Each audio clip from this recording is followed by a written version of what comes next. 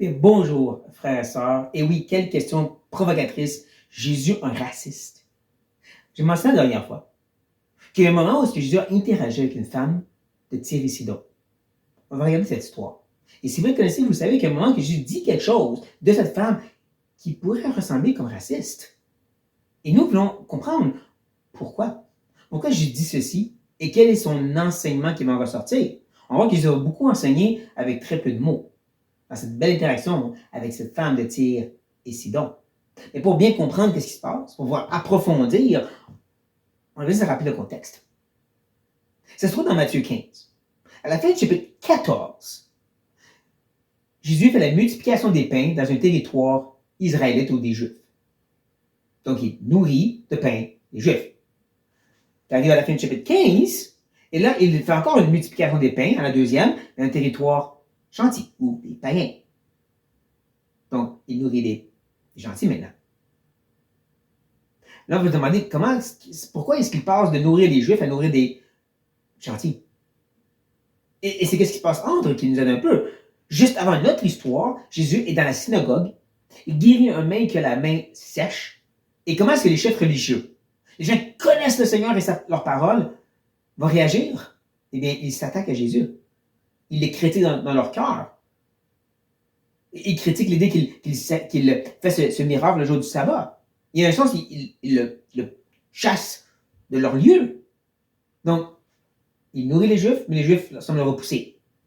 Donc, il va vers les gentils, comme nous allons voir. Et c'est de voir qu'est-ce qui se passe avec les gentils qu'on devrait comme regarder. Faut jamais oublier, il y a un éditeur divin qui a mis ça ensemble. Le Saint-Esprit a mis chacune des histoires d'une certaine façon dans Matthieu, comme tu vois dans Luc, comme tu vois dans Marc, pour nous enseigner quelque chose. Donc, multiplication des pains, l'attitude des Juifs, rejet. Maintenant, qu'est-ce qui se passe quand ils se tournent vers les gentils? Jésus, étant parti de là, se retira dans le territoire de Tyr et de Sidon. Et voici, une femme cananéenne qui venait dans ces contrées lui cria « Aie pitié de moi, Seigneur, fils de David, ma fille est cruellement tourmentée par le démon. » Tyr et Sidon, c'est la place que Jésus ne fait pas vraiment de miracle. Mais la seule interaction qu'on peut voir, c'est celle-ci avec cette femme. Intéressant. Une femme qui est appelée cananéenne. C'est le seul fois dans tout le Nouveau Testament que son nom apparaît. Nous, on connaît, si vous l'avez lu, l'Ancien Testament. C'est le peuple qu'Israël a conquéri, la terre de Canaan, où est-ce qu'il y avait plusieurs peuples, dont les Cananéens. C'était des chiens, c'était des rejetés de la société. C'était des gens que Dieu ne voulait rien savoir d'eux, mais il vous l'interdit. Et le fait qu'encore Tyr et Sidon, c'est un témoignage qu'Israël n'a pas obéi au commandement de Dieu. Et voici que l'auteur, Matthieu, le Saint-Esprit, prend à nous enseigner qu'elle est une Cananéenne. On rappelle comment Israël a été rebelle à Dieu et comment elle s'exprime. Seigneur, fils de David. Les mêmes mots que ce juif aveugle, Bartimée, comme on le rencontre, a crié à Jésus. C'est un terme messianique que les Juifs connaissaient et que c'est elle qui proclame. Recule encore. Il est dans la synagogue, il guérit un homme, il fait un témoignage qu'il est le Messie, comme les prophètes ont dit. Et comment ces chefs religieux réagissent? Va-t'en. Et non pas Seigneur, fils de David. C'est elle. C'est cananéenne. On ne sait même pas comment qu'elle a appris ces choses, mais elle dit Seigneur, fils de David, aie pitié de nous, de moi. Viens à mon secours. Quelle différence, n'est-ce pas? Quand tu regardes ces deux histoires, quelle différence d'attitude. Un, Jésus fait un miracle, on le chasse. L'autre, elle court après Jésus pour avoir cette intervention de sa part, reconnaissant qui il est. Et ça, c'est important. Mais comment est-ce que Jésus va répondre face à ceci? Il ne lui répondit pas un mot. Et ses disciples s'approchèrent et lui dirent, avec insistance, renvoie-la, car elle crie derrière nous. Il répondit, je n'étais envoyé qu'aux brebis perdues de la maison d'Israël. C'est fascinant que Jésus ne répond rien, n'est-ce pas? Habituellement, il répond aux gens. Ici, rien. Pas oublier, Jésus aime beaucoup utiliser les occasions pour enseigner ses disciples. La première multiplication des pains, il se tourne justement vers Philippe et dit, comment on va nourrir tous ces gens? Il savait, mais il voulait enseigner Philippe. Je crois qu'il ne dit rien présentement parce qu'il veut que les disciples, qui viennent juste de voir la première situation, il fait miracle, on le repousse, et qu'est-ce qui se passe ici? Cette femme cananéenne court après lui pour le miracle, avec une foi qui dit Seigneur, fils de David. Il veut qu'il réfléchisse à ça, je crois. Il veut que ses disciples réalisent qu'est-ce qui se passe et réalisent qu'est-ce qui est important. On va le voir au fur et à mesure qu'on avance. Mais là, ce qu'il demande, plus que n'importe quoi d'autre, c'est tout simplement renvoie-la. Et il semblerait que l'expression, c'est plus donner son miracle qu'on s'en débarrasse. C'est un peu ça l'idée. Son front, son cœur. On veut juste se débarrasser d'elle. Encore. Jésus a demandé la compassion à l'homme avec la main sèche, même s'il n'a rien demandé. Il y a eu compassion aussi des autres que nourrit dans notre histoire des multiplications des pains. Ici, eux manquent de compassion. Ils sont juste endurcis contre ces Cananéennes. Elles nous dérangent.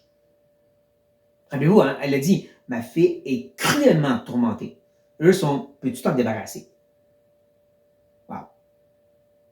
Et là, l'expression que Jésus donne, qu'il est venu seulement pour les brebis perdues de la maison d'Israël, tout on peut s'imaginer, il parle juste des Juifs, mais je ne crois pas. Encore, où est-ce qu'il va s'en aller? La deuxième multiplication des pains, ça va être dans un territoire des gentils. Après avoir été une gentille qui sent plus de foi que les chefs religieux.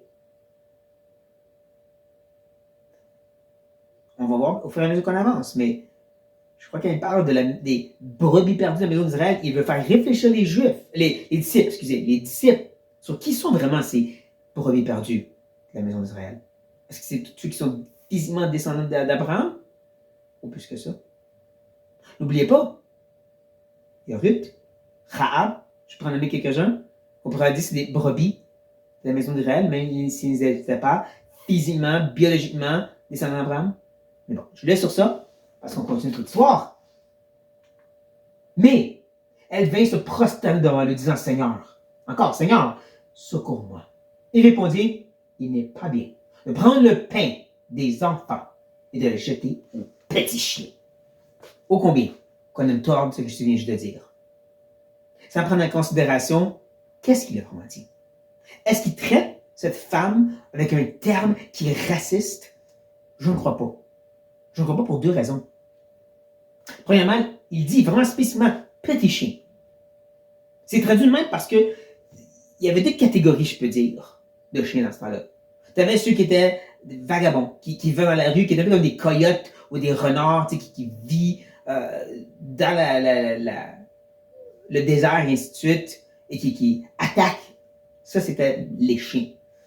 Les petits chiens, un peu comme on a de nos jours, c'était les chiens domestiques. Donc, c'est intéressant que Jésus parle de petits chiens. Il y a un peu de chiens, comme les Juifs diraient, des gens gentils. Mais lui, il parle des chiens domestiqués, qui habitent dans la maison. Je trouve ça intéressant.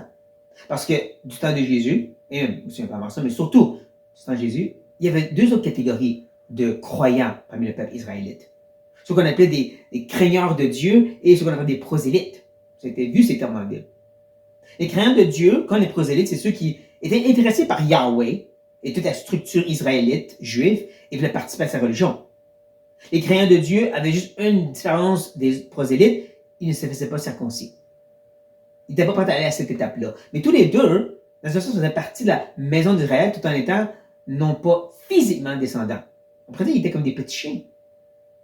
Ils étaient comme adoptés dans la famille d'Israël sans être eux-mêmes physiquement israélites. Un peu comme encore Ruth et Rahab. Donc, je trouve intéressant que c'est comme ça que Jésus s'exprime. Et ça m'amène à la deuxième raison pourquoi je ne pense pas que Jésus est en train d'insulter cette femme. L'expression est au pluriel. S'il veut parler de la femme, il l'aurait dit singulier féminin, aux petites chiennes. Ou à la petite chienne, excuse-moi. Non, il dit aux petits chiens, il parle plus général. Il parle aux disciples, il me semble plus. Pour les faire réfléchir encore une fois sur ces petits chiens que les Juifs ont tendance à dire, oh, ouais, les prosélytes, oh, ouais, les craignants de Dieu sont là, ben, nous, les purs laines. On est les vrais de vrais croyants. Postérité physique d'Abraham. C'est connu dans leur mentalité et dans leur enseignement religieux. Tous Juifs vont au paradis. Aucun doute de ça. T'es circoncis, tu vas au paradis. T'es abrahamique, tu vas au paradis. Tout le reste, bon. Je crois que Jésus vient plus parler aux disciples sur cette réalité-là. Tout en cherchant à provoquer auprès de la femme une réaction de persévérance. Tu veux-tu vraiment la délivrance? Et encore, l'idée de pain, il vient de nourrir Israël. Ensuite, il a été rejeté. Où est-ce qu'il va s'en aller après? Nourrir les gentils, comme cette femme-là. Et là, on voit pourquoi. Ultimement, c'est sa réaction, je dirais. Oui, Seigneur, dit-elle, mais les petits chiens mangent les miettes qui tombent de la table de leur maître. Alors Jésus lui dit, femme, ta foi est grande, qu'il te soit fait comme tu veux. Et alors même, sa fille fut guérie. Elle s'attend aux miettes, au restant. Oui, c'est correct. Israël en premier. Dieu est venu premièrement pour sauver Israël biologiquement. Nous, on veut juste des miettes. Quel témoignage de vraie foi disant tout ce qu'il nous faut, c'est les miettes de Dieu. Quand tu constates que de nos jours, on veut tellement des démonstrations extraordinaires pour dire que Dieu est avec nous, cette femme dit, moi, j'ai juste des miettes. J'ai juste des miettes. Wow! Quelle foi! Quelle foi! Une fois que justement Jésus va louer, comme il le fait aussi avec le centenier. C'est donc qu'il y a aussi une très simple foi. Il ne dit pas faire un miracle, il dit simplement tu n'as qu'à prononcer et les choses vont s'arranger.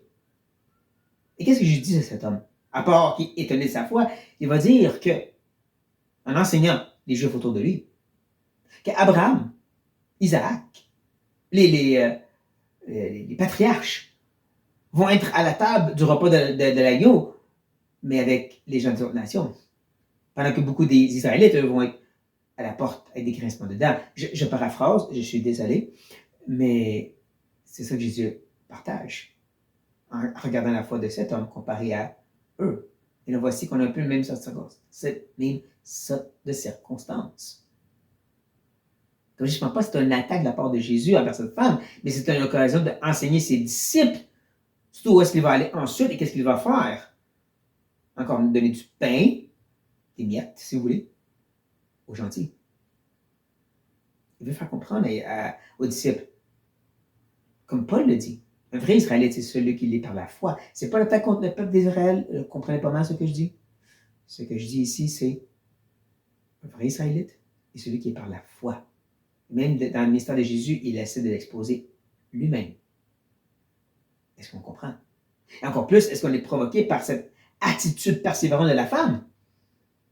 On ne peut pas s'empêcher de voir que Jésus est aussi en train de leur provoquer une persévérance pour nourrir la foi de cette femme. Veux-tu vraiment cette guérison?